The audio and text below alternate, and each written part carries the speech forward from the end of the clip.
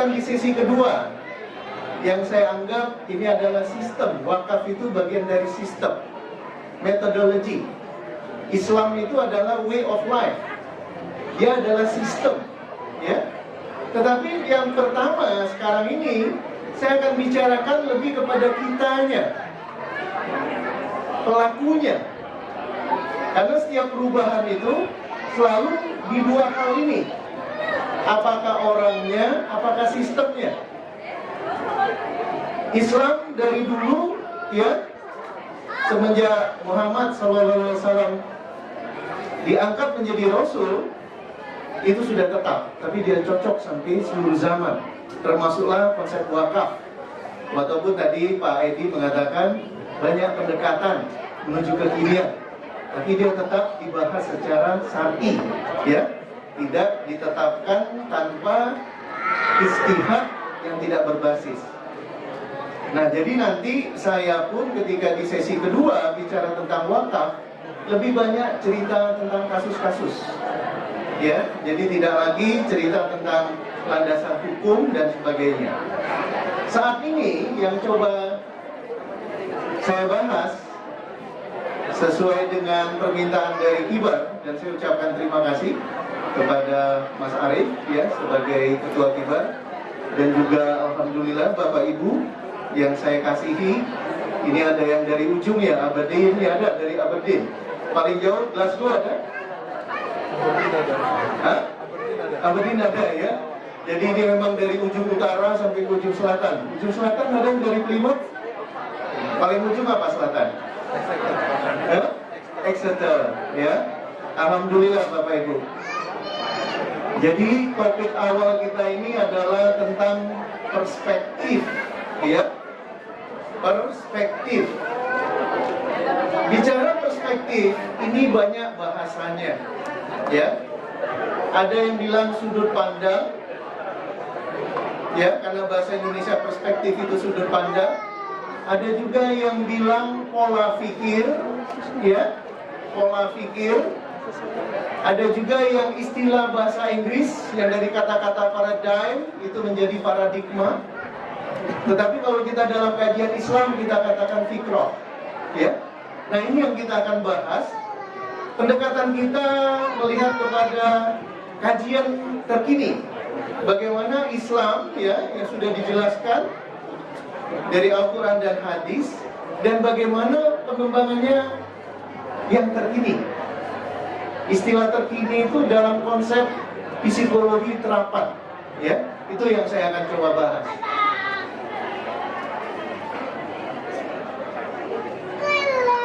Perhatikan Bapak Ibu, saya buka dengan Al-Quran. Auzubillahi minasyaitonirrajim. Kuntum khairu ummatin ukhrijat linnas ta'muruna bil ma'ruf wa tanhauna 'anil munkar wa tu'minuna billah. Perhatikan Bapak Ibu. Mungkin Bapak Ibu membaca, ya, peristiwa bagaimana di Indonesia seolah-olah Islam dihinakan ataupun orang pribumi dihinakan. Bahkan kasus yang terakhir itu adalah kasus seorang gubernur yang dipanggil Tiko, ya. Ikut gak? Ibu ngikutin gak? Apa Tiko? Nah, gak ngikutin, ya. Sehingga banyak yang merasa terhina, gitu, ya.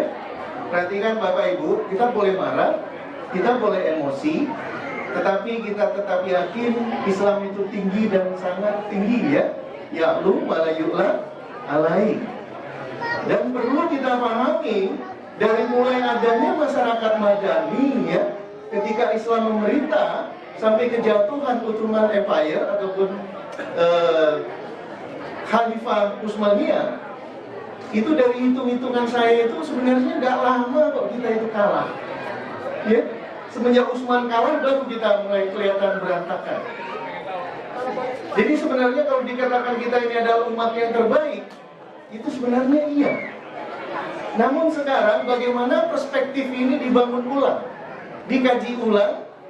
Kenapa tadi Pak Edi mengatakan seolah-olah kita ini dibikin kerdil, ya, dikecilkan, dikondisikan menjadi kecil, seolah-olah tidak berdaya.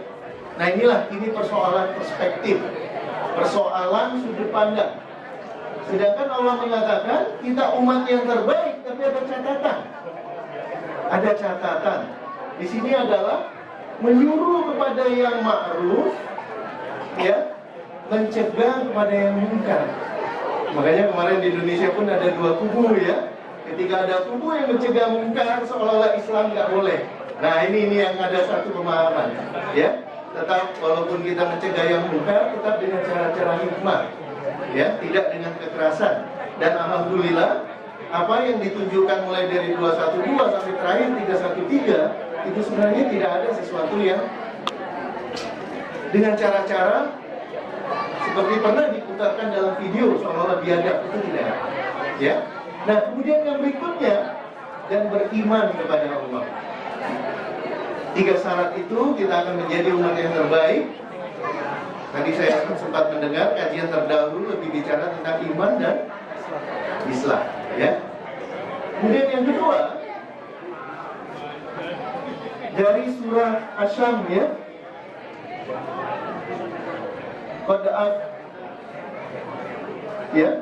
Qad aflaha man zakkaha wa qad khaba man dassaha. Perhatikan Bapak Ibu, kajian kita yang kedua itu adalah sesungguhnya beruntung orang yang mensucikan jiwanya, dan sesungguhnya merugilah orang-orang yang mengotorinya. Ada kata-kata jiwa di sana, ya. Betapa istilah-istilah ini sekarang banyak sekali kosakatanya. Kadang-kadang ketika kita mempelajari itu cukup membingungkan. Apalagi kalau saya dulu mulai belajar, karena saya orang engineering, ya. Biasanya hitung-hitungan teknik mesin, kok bicara yang beginian sekarang, ya. Baik, tapi nggak apa-apa, kita coba kaji secara pelan-pelan. Dan yang terakhir saya akan sampaikan dalam konteks perspektif, itu ada hadis yang sangat dikenal, ya. Saya bacakan aja artinya. Ingatlah sesungguhnya di dalam tubuh manusia terdapat segumpal daging, ya, segumpal daging. Jika segumpal daging itu baik, maka seluruh tubuh juga baik, dan sebaliknya. Ketika ini rusak, maka yang lainnya juga rusak. Jadi dari 3 hal ini sangat menarik, ya. Kita dikatakan umat terbaik, kemudian di yang kedua tadi, beruntung orang yang mensucikan jiwanya. Kemudian yang ketiga, ada segumpal daging. Segumpal daging itu dikatakan hati, ya. Ini sebagai landasan berpikir kita ataupun keywords-nya. Perhatikan Bapak Ibu. Tadi pun saya kutip lagi istilah Pak Edi, ya. Keilmuan sekarang ini bagus, semakin menuju ke spesialisasi. Tetapi ketika spesialisasi itu menjadi tidak terpadukan, terintegrasi, maka muncullah ego sektoral. Makanya banyak sekarang istilahnya, ya. Saya baca di sana tadi itu ada istilahnya holistic perspektif, ya, mengembalikan suatu wholeness, menyeluruh, ya. Karena Islam itu syumul dan kamil. Dia sempurna dan juga menyeluruh. Jadi kalau kita yang sudah menjadi spesialis, karena di sini saya yakin banyak bapak-bapak yang lagi ngambil S3, sehebat apapun ilmu kita, ketika itu tidak memberi manfaat, ya, kepada hakikat kehidupan, maka kita nanti akan kasihan ketika di yaumil akhir. Karena apa? Baru tahu yang kita lakukan itu sia-sia, ya. Tapi saya yakin yang di ruangan ini tidak. Baik, saya teruskan Bapak Ibu. Kalau ditanya, saya juga karena sekarang ini merangkap banyak kerjaan, ya. Makanya kalau ditanya Pak Edi apa sekarang kerjaannya, saya bilang pengacara. Ada yang tahu istilah pengacara? Wah, udah tahu, ya. Pengangguran banyak acara. Makanya tadi ada yang nanya, Pak Edi ngapain aja? Saya bilang ada usaha, konsultan, tetapi saya juga dosen part-timer, saya juga staf ahli di salah satu BUMN, dan sekarang saya banyak menekuni gerakan wakaf, ya, makanya jadi pengacara. Jadi yang saya maksud itu, kebanyakan ketika saya bicara dengan mahasiswa, kalau misalnya saya jadi dosen, itu tentang apakah Anda ingin hidup penuh daya. Penuh daya itu adalah orang yang punya power. Orang yang punya power. Bukan sebaliknya. Orang yang under pressure, itu dia merasa tertekan. Perhatikan Bapak Ibu. Ketika Bapak Ibu menjadi mahasiswa di sini, ketika Bapak Ibu berdaya, powerful, itu alhamdulillah. Tapi ketika tertekan, stres, nauzubillah. Ya, karena apa? Kajiannya itu ada dalam bilangan WOK dari salah satu doktor ya, PhD, membuat research ya tentang force and power. Bagi yang suka baca itu tinggal dibuka aja David Hawkins ya, research S3 dia. Force and power, ketika kita EGP banyak masalah, udah masa bodoh dulu deh, itu baru nilainya 200. Tapi kalau kita mulai ke bawah tertekan ya, itu bahkan bisa sampai 0 Bapak Ibu. Jadi kajian kami, banyak penderita kanker itu sebenarnya itu akibat emosi yang sangat tertekan. Ya, terutama wanita itu menderita kanker payudara, termasuk kanker perut, itu karena emosi yang tertekan. 85 sampai 90%. Perhatikan. Pak, gimana dengan penyakit jantung? Juga. Gimana dengan gula darah? Juga. Kolesterol? Sama. Nah, ini jadi masalah. Ya, secara fisik sakit, gara-gara dari mental bermasalah. Ya. Nah, kajian kita ini, bagaimana jiwa kita ini, pikiran kita ini, dan tubuh kita, ya, itu betul-betul menjadi suatu sinkronisasi.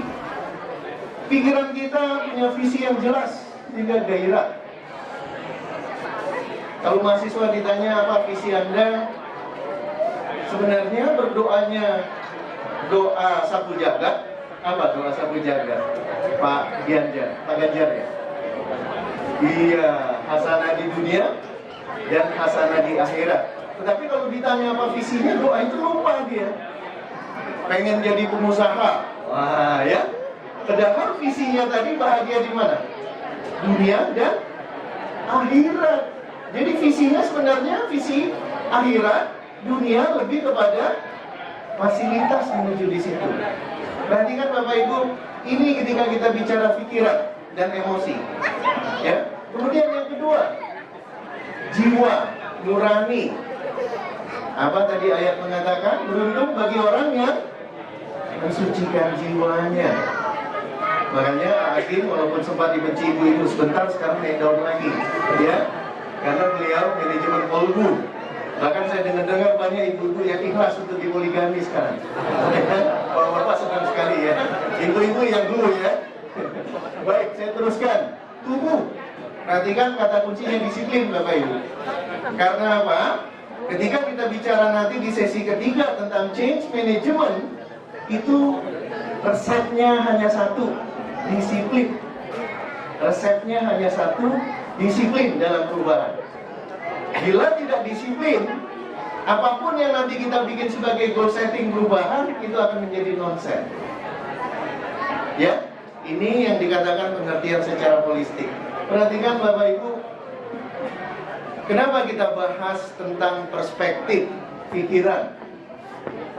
Karena dari kajian kami, berdasarkan banyak jurnal dari Harvard University dan dari kalangan dokter naturopati, kalau di Indonesia kan kedokterannya itu lebih kepada MD gelarnya, medical doctor. Dia dikatakan conventional doctor. Tapi kalau di dunia barat, termasuk di Inggris, itu ada dua kedokteran. Satu MD, satu ND. ND itu naturopathy doctors. Jadi dari kajian naturopathy doctors, ternyata penyakit fisik ini itu sebenarnya dipicu oleh pola pikir. 85% perspektif. Dan kita lihat ya, ada 4 besar penyakit-penyakit yang mematikan. Coba kita lihat. Yang pertama, heart disease. Mohon maaf, siapa sekarang yang udah ada gangguan jantung? Ada? Sudah ada yang punya gangguan jantung? Sudah ya? Atau mau saya cek? Ya, karena saya bisa cek tanpa alat. Ya, ini bukannya sulap, bukannya apa, bisa Bapak Ibu pelajari nanti. Ya, break time saya ajarin nanti.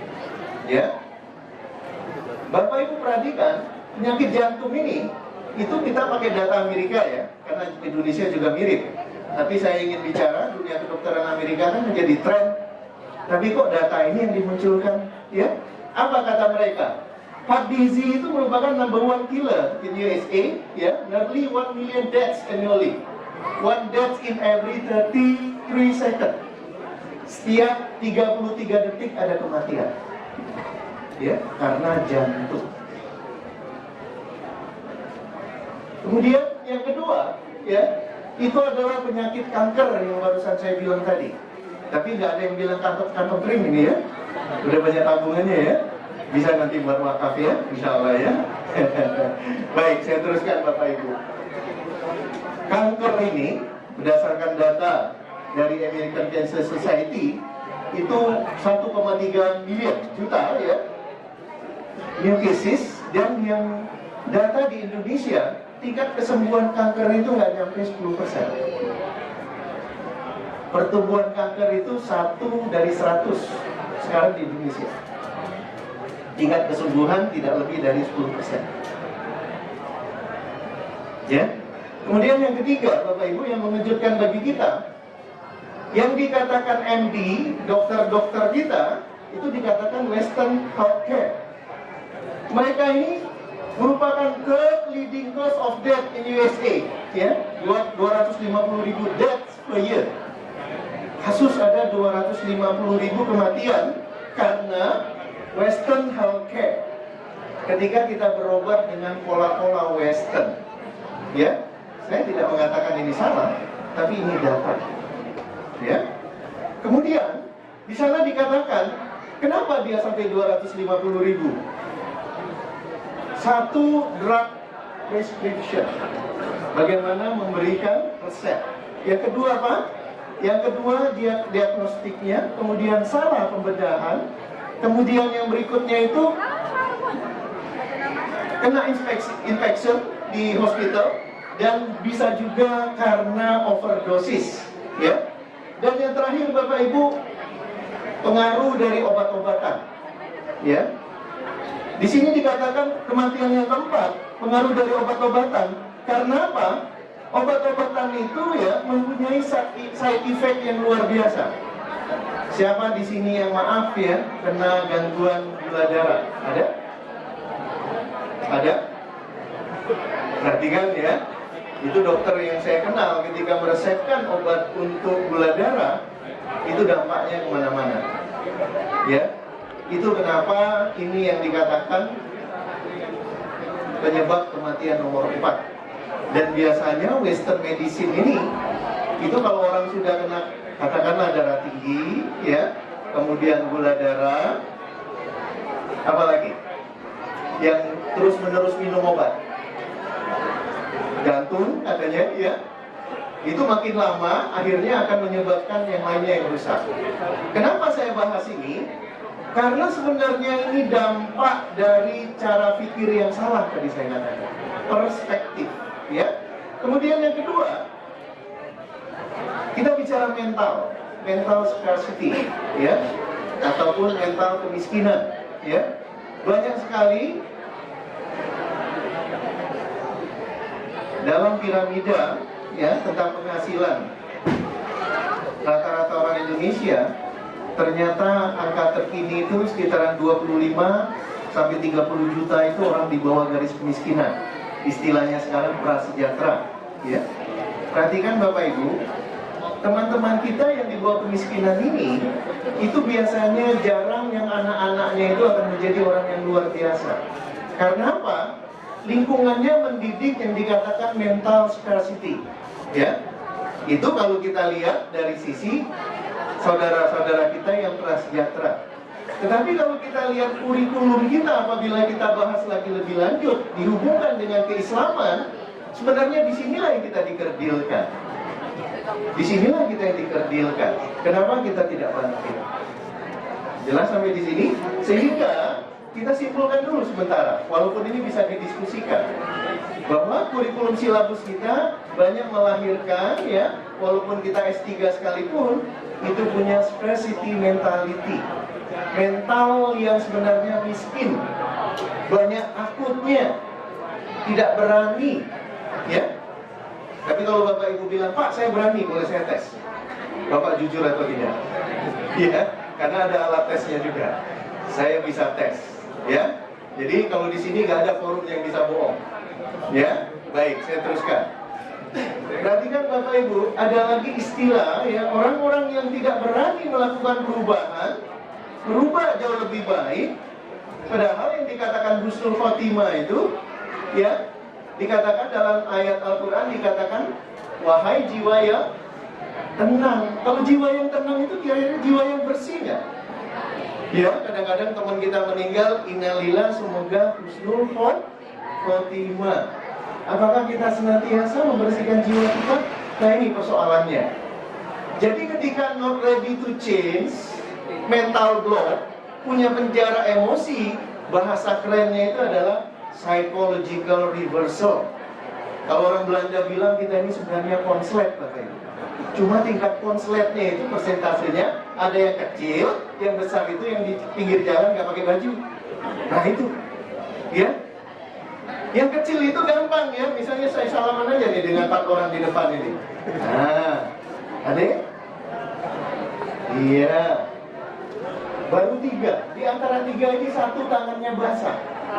Nah, ya. Dari 3 ini 1 tangannya basah. Berarti kalau kita sampling sepertiga, ya, tangan basah, ya. Tangan basah itu konslet, Bapak Ibu. Karena apa? Dia mempunyai sifat yang gampang cemas, segala sesuatu takut, ya. Bahkan kalau dia sudah mulai agak akut, itu bisa jadi dia kena yang dikatakan penyakit mah, ya. Jelas sampai di sini? Masih juga tengkuknya yang diserang, masih juga migrain, masih juga jantung. Nah, coba lihat urutannya kayak gitu dia. Jadi dari salaman aja kita udah tahu ada yang konslet, baru dari salaman. Belum lagi kalau kita lihat bola mata, ada ilmu namanya iridiologi. Bisa kelihatan nih orang kolesterolnya tinggi atau tidak, ya.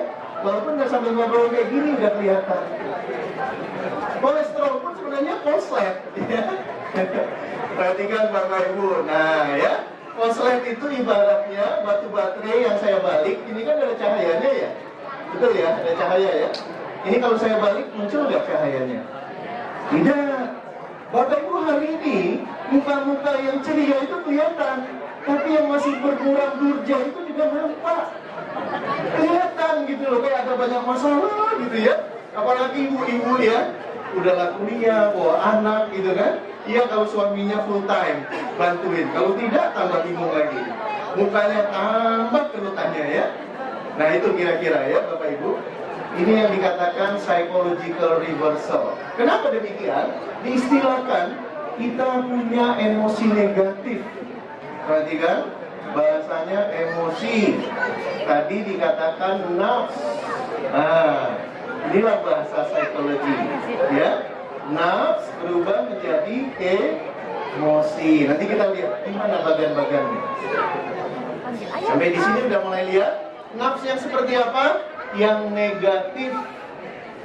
Emosi itu mutlak dipunyai setiap manusia, ya. Bahkan Daniel Goleman ketika mengkaji masalah emotional quotient, coba membuang memori emosi yang dikatakan itu adalah ada di amigdala. Orang yang dibuang itu sudah menjadi mayat itu. Diceritakan yang sedih udah gak nangis, diceritakan yang gembira udah gak ketawa. Begitu emosi diperlukan. Yang dikatakan emosi negatif ini, ya, itu yang kata anak muda itu lebay. Tahu lebay nggak? Lebay, berlebihan, cemburu sekali, itu negatif. Coba ibu-ibu, siapa yang nggak cemburu sama suaminya? Yang nggak cemburu angkat tangan. Tuh kan? Cemburu semua kan? Sekarang siapa yang berlebihan? Nah, itu emosi negatif. Jelas, ya? Walaupun nggak angkat tangan, saya udah lihat dari mukanya. Ya, ketahuan. Ya, baik. Jadi yang jadi masalah itu karena ada emosi negatif, ya. Sampai di sini jelas ya. Kita akan bicara penyakit hati itu adalah emosi negatif. Dalam Islam dikatakan penyakit hati, ya. Dalam kajian psikologi emosi negatif. Perhatikan Bapak Ibu. Ini contoh-contoh emosi negatif yang sederhana dalam perubahan. Kata-katanya apa? Saya tidak bisa mencapai impian saya. Ini semua kata-katanya negatif.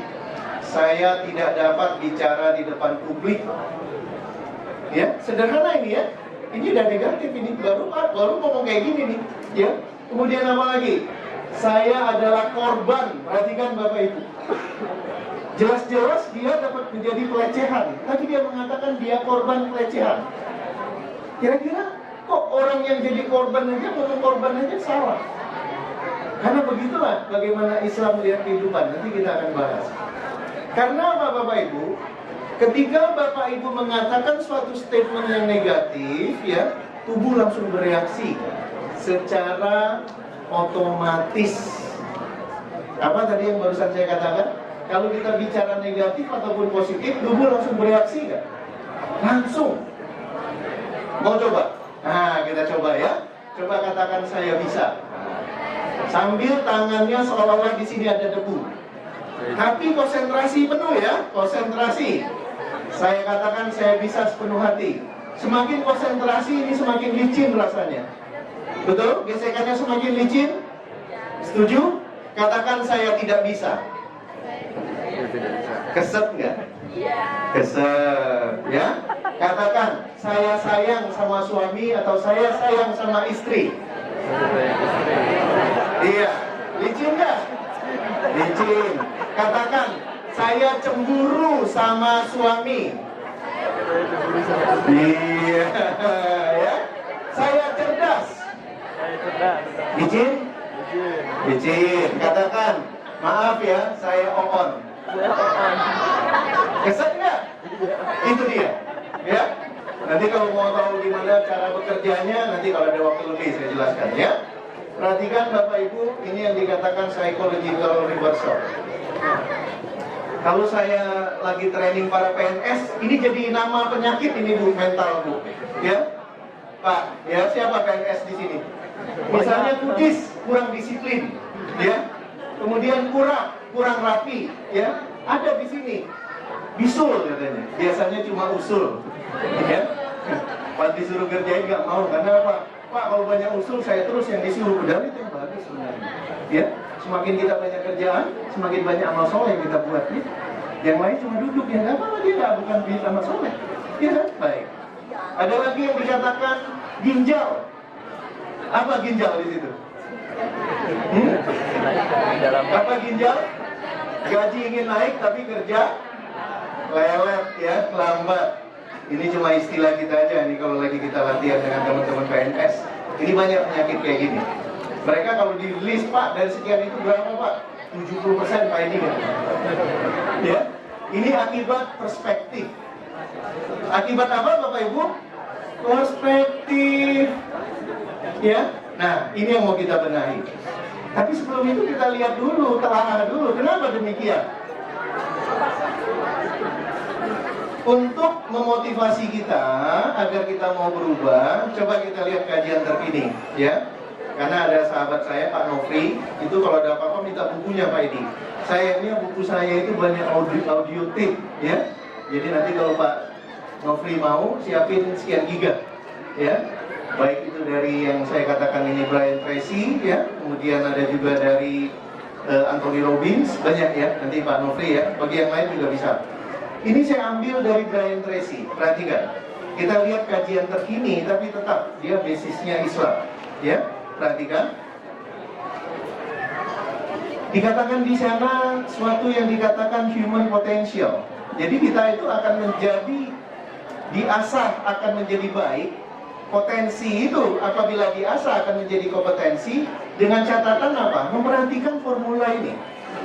Ada yang dikatakan inborn attributes, ada yang dikatakan acquire attributes, ada yang dikatakan attitude.